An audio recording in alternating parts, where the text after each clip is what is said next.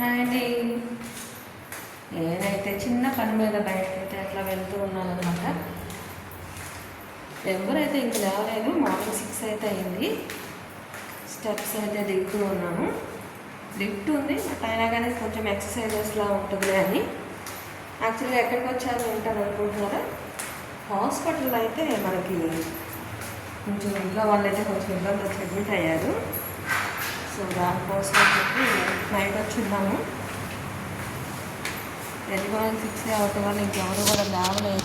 చూడండి ఎక్కడికక్కడ అందరూ ఇంకా పడుకునే ఉన్నారు. లంచ్లో వేస్తున్నారు, రోడ్లు అయితే వేస్తున్నారు. నేనైతే కొంచెం పాలైతే చూద్దామని చెప్పేసి వెళ్తున్నాను అన్నమాట.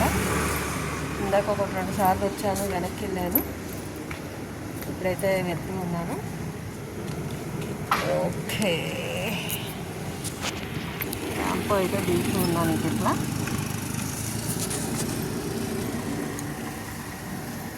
ఇక్కడ కొంచెం పాలు అవి ఎక్కడ దొరుకుతాయో ఏంటో చూడాలి. పక్కనే ఉన్నాయి చిన్న చిన్నవి,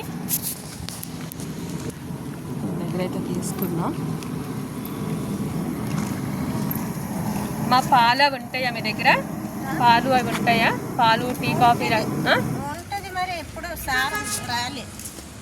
అవును, ఇక్కడ లేవన్నారు. ఇంకొక చోట చూద్దాం, కొంచెం టైం పట్టిద్ది అన్నారు.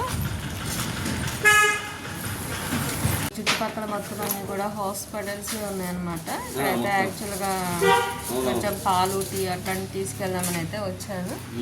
చిన్నది ఇదైతే అందరూ తీసుకెళ్తానికి అలా కూర్చుని ఉన్నారు. నేను కూడా తీసుకెళ్దామని కూర్చున్నా.